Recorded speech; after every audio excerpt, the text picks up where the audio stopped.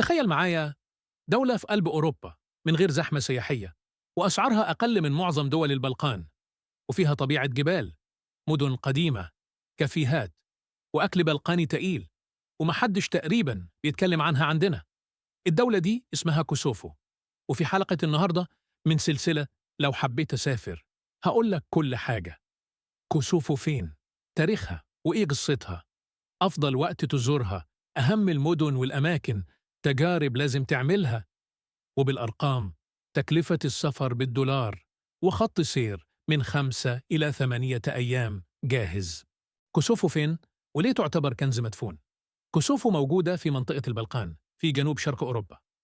موقعها عبقري لأنها محاطة بدول سياحية قوية زي صربيا، ألبانيا، مقدونيا الشمالية، الجبل الأسود. يعني تقدر تعتبرها قلب البلقان، ومنها ممكن تعمل تحركات لدول كتير لو حبيت تكمل.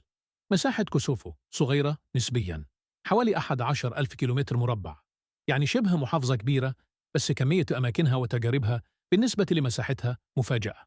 عدد السكان تقريباً 1.7 إلى 1.8 مليون، والعاصمة اسمها بريستينا.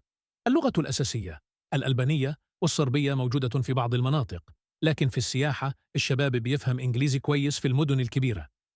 ليه كوسوفو كنز مدفون؟ لأنها مش مشهورة زي البوسنة أو كرواتيا، مش عليها زحمة السياح، خدماتها السياحية حلوة وأسعارها ممتازة، وفيها مدينة من أحلى مدن البلقان القديمة، بريزرين.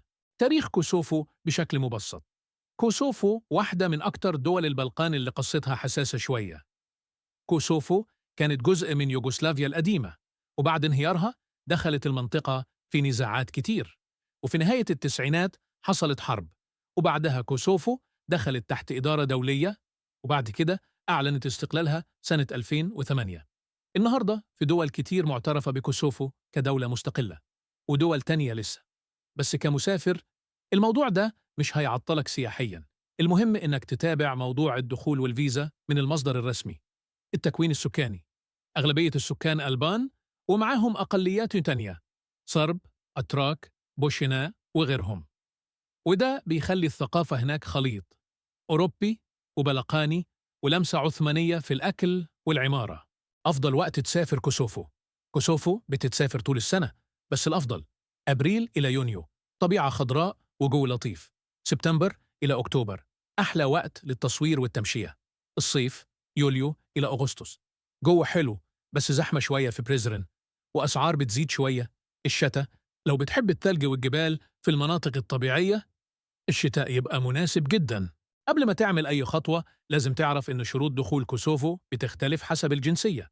عشان تدخل كوسوفو غالبا هتحتاج جواز سفر ساري، تذكرة ذهاب وعودة، حجز فندق أو عنوان إقامة، تأمين سفر مهم جدا في أوروبا والبلقان، إثبات قدرة مادية كاش أو كروت مهم. بسبب موضوع الاعتراف بكوسوفو، بعض المسافرين بيدخلوا كوسوفو من دول مجاورة ويطلعوا منها بطريقة معينة. عشان كده قبل ما تحجز راجع السفارة أو الموقع الرسمي لشروط الدخول الخاصة بجنسيتك. تمام؟ ندخل بقى على أجمل جزء. أروح فين؟ 1. بريستينا العاصمة، لكن مش أجمل مدينة. بريستينا هي عاصمة كوسوفو ومركزها الإداري. هي مش مدينة سياحية كلاسيكية، بس ليها دور مهم: مطاعم وكافيهات، أسواق تجارية وخدمات، نقطة بداية ممتازة للرحلة. تعمل إيه في بريشتينا؟ تتمشى في وسط المدينة، تزور نيوبورن مونيومنت، تمثال مشهور بيتغير شكله كل سنة، تشوف ناشونال لايبراري، مكتبة شكلها مميز جدا حتى لو هتتصور من برا. تقضي ليلة كافيهات ومطاعم. بريشاتينا تكفي يوم واحد أو يوم ونص. 2. بريزرن أجمل حتة في كوسوفو، لازم تزورها. لو سألتني لو هروح مكان واحد في كوسوفو هقول لك بريزرن. دي مدينة قديمة على نهر، فيها روح أوروبا القديمة، وشبه جدا مدن البوسنة من ناحية الجو والعمارة. أهم حاجات تعملها في بريزرن: أولد تاون المدينة القديمة، شوارع حجر، محلات وتذكارات، كافيهات، مطاعم، ستون بريدج كوبري الحجر، القلعة بريزرن فورترس، دي أهم نقطة، تطلع فوق وقت الغروب هتحس إنك في مشهد سينمائي. المساجد والكنائس القديمة، هتلاحظ إن المدينة خليط ثقافي جميل. بريزرن تكفي يومين بسهولة. نصيحة: خلي الإقامة الأساسية هنا. بريزرن تستاهل. 3. بيجا بوابة الطبيعة. مدينة بيجا مميزة لأنها قريبة من واحدة من أجمل مناطق الطبيعة في كوسوفو، روغوفا كانيون. تعمل إيه؟ تتمشى في المدينة، تاكل أكل بلغاني جامد، وتطلع رحلة طبيعة. 4. روغوفا كانيون الكنز الطبيعي. دي منطقة جبال وممرات طبيعية، مناظرها تحفة ومناسبة جدا للتصوير. هايكينج، فيو بوينتس، قعدة قهوة في الجو ده يساوي تجربة لوحدها. 5. جياكوفا مدينة هادية وأسواق قديمة. دي مدينة أصغر وأهدى، مش لازم لكل الناس، لكن لو بتحب الأسواق القديمة، الأجواء المحلية، هتتبسط. 6. متروفيكا لو حابب تشوف التنوع.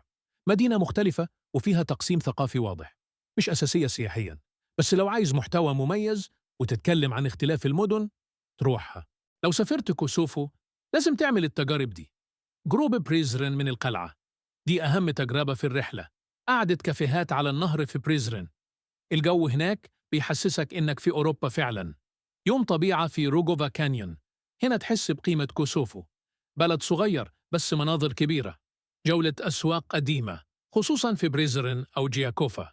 تجربة الأكل البلقاني جامد جدا، ومن أشهره بوريك، مشاوي، أجبان، حلويات بلقانية. تكلفة السفر إلى كوسوفو بالدولار، تفصيل كامل وأرقام واضحة. أولاً، هل كوسوفو رخيصة؟ نعم، كوسوفو تعتبر من أرخص دول البلقان. 1. الإقامة، هوستل أو سرير، من 10 إلى 20 دولاراً. غرفة اقتصادية، من 20 إلى 40 دولاراً. فندق متوسط، من 45 إلى 70 دولاراً. مستوى أعلى، 80 دولاراً أو أكثر. 2. الأكل، وجبة محلية، من 3 إلى 6 دولارات. مطعم متوسط، من 7 إلى 15 دولاراً. قهوة، من $1 إلى 3 دولارات. 3. المواصلات الداخلية، باصات بين المدن بأسعار قليلة. تاكسي داخل المدن مش غالي، متوسط يومي من 4 إلى 10 دولارات. 4. الأنشطة، كوسوفو مش بلد تذاكر غالية، هي بلد تجارب طبيعة وتمشية. متوسط الأنشطة، قلعة أو أماكن تصوير، غالبا مجاني أو بسيط. يوم طبيعة مع انتقالات، من 10 إلى 25 دولاراً. جولات حسب الاتفاق، متوسط ميزانية أنشطة أسبوع، من 50 إلى 120 دولاراً. ميزانية اليوم، اقتصادي، من 25 إلى 45 دولاراً. اليوم متوسط، من 50 إلى 80 دولاراً. اليوم رفاهية، 100 دولار أو أكثر، يعني أسبوعاً في كوسوفو بدون طيران. اقتصادي، من 175 إلى 315 دولاراً. متوسط، من 350 إلى 560 دولاراً. خط سير 5 أيام. يوم 1 وصول بريشتينا زائد تمشية. يوم 2 انتقال بريزرن زائد أولد تاون. يوم 3 بريزرن زائد القلعة زائد نهر. يوم 4 بيجا زائد روغوفا كانيون. يوم 5 رجوع بريشتينا زائد سفر. خط سير 8 أيام أفضل. يوم 1 بريشتينا، يومان إلى 4 بريزرن، يوم 5 جياكوفا، يوم 6 بيجا، يوم 7 روغوفا كانيون. يوم كامل، يوم 8 بريشتينا زائد سفر. الخلاصة، كوسوفو بلد صغيرة بس مفاجأة كبيرة، ما فيهاش زحمة سياحية، وأسعارها ممتازة، وأجمل ما فيها مدينة بريزرن والطبيعة اللي حوالين بيجا. لو عجبتك كوسوفو استنى الحلقة الجاية، لأننا هنكمل على البوسنة. اكتب لي في التعليقات، تحب لما نسافر البوسنة نركز أكتر على سراييفو ولا موستار؟